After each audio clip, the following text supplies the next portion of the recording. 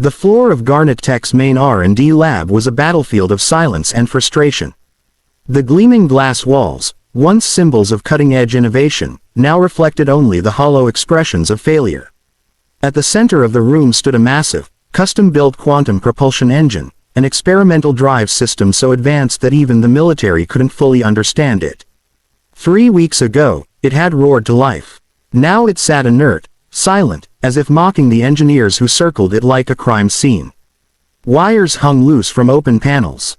Diagnostic screens blinked error codes faster than the engineers could read them.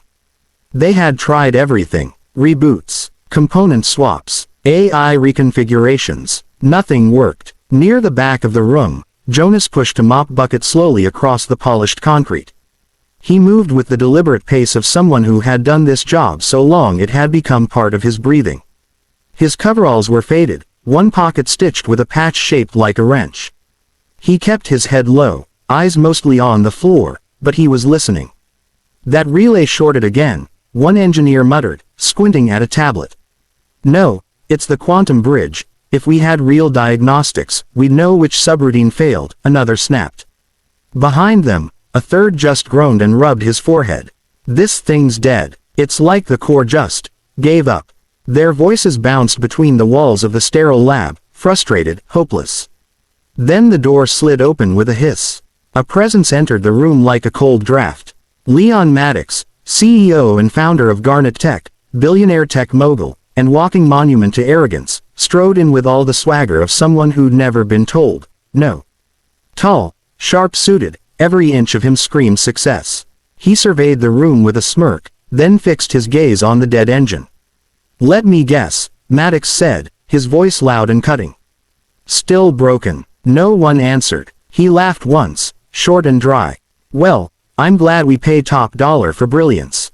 The engineers shifted uncomfortably. One attempted a half-hearted excuse, but Maddox cut him off with a raised hand.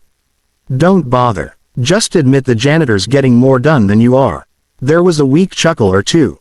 Jonas didn't react. He dipped the mop into the bucket, wrung it out, and kept cleaning. Maddox's gaze swept the room again, then landed on him. "Hey, mop guy," he called out. "Got any ideas?" Jonas looked up slowly. His eyes were calm, steady. "Maybe." The room went still. A few engineers turned to look at him, eyebrows raised. One of them, Derek, the lead systems analyst, snorted. "You serious?" Maddox arched a brow, clearly amused.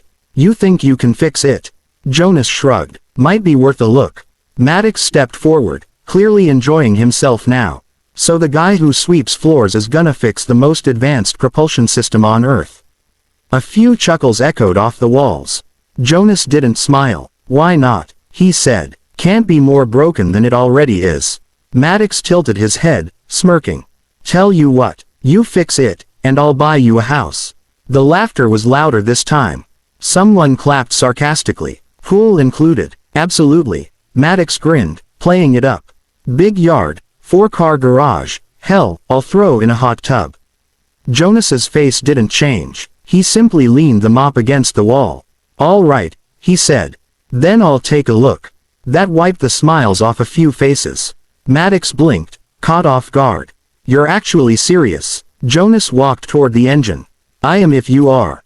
The room watched in silence as the janitor knelt beside the machine, his fingers already reaching for a side panel. His motions were practiced, comfortable, not like someone guessing, but someone remembering. Maddox said nothing more, but for the first time that morning, the room no longer belonged to him. The lab was quiet again, but this time it wasn't the silence of failure. It was the thick, heavy stillness of midnight, when the building sighed and settled and most people had long since gone home. All but Jonas. He sat cross-legged beside the engine, its massive shell glowing faintly in the dim light. The room smelled of ozone, metal, and faint oil, since he knew better than most. He didn't touch it right away.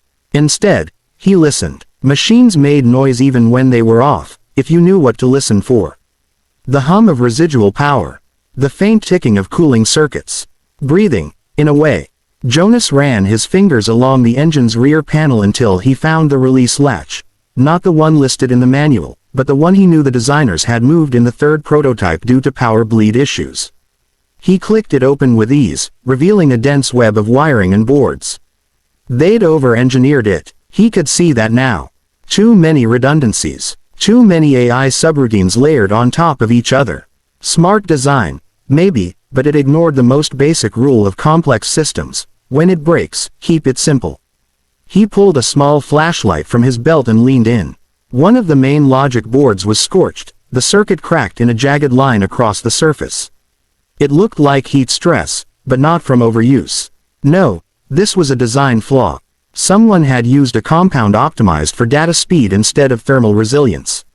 Rookie mistake. Or a rushed deadline. From a canvas satchel he'd stashed under the janitor's sink years ago, Jonas retrieved a small, hand-built circuit board. It was older, thicker, and didn't look like much. But it worked. He'd designed it himself, back when he was still in the business of building things that changed the world. He replaced the damaged board and soldered in new connectors. His hands moved with the ease of muscle memory. The tools were worn, the kind you don't buy, you keep them for decades because you trust them.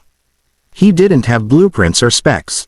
He didn't need them. Next came the neural relay. It had shorted out trying to parse conflicting commands from two AI subsystems that didn't properly sync. He shook his head. Too many engineers had gotten lazy, letting the machine think for itself, forgetting that the more you automate, the more ways things can go wrong. He bypassed the relay entirely, hard-coding a single startup sequence directly into the bridge interface. The result wouldn't be elegant, but it would work. Function over form, always. By 2:45 a.m., Jonas had cleared corrosion from the primary quantum bridge chip with an old toothbrush, repurposed a coolant line from a disabled module to regulate heat more directly, and rerouted two power conduits through a backup array the engineers had likely forgotten existed. His body ached, knees stiff, back sore, but none of it mattered. At 3:12 a.m., Jonas took a breath. He placed a calloused hand on the engine's side panel and flipped the power cycle switch. For a moment, nothing. Then the engine whirred to life. Soft at first, then stronger. The hum deepened into a full-bodied vibration, resonating through the floor. The diagnostic screen lit up, lines of code racing across it. Everything red-green. Power levels balanced. Efficiency stable. No errors. Jonas exhaled through his nose, quietly. No fist pump. No smile. Just a nod. He shut the panel, wiped the outer casing clean with a rag, and returned the flashlight and soldering iron to his bag. The mop still leaned in the corner where he left it. He picked it up, dipped it in the bucket, and began cleaning the smudged footprints near the engine. By the time the morning crew would arrive, the floor would shine, and the engine would be waiting, alive, humming, impossible. And no one would have any idea how.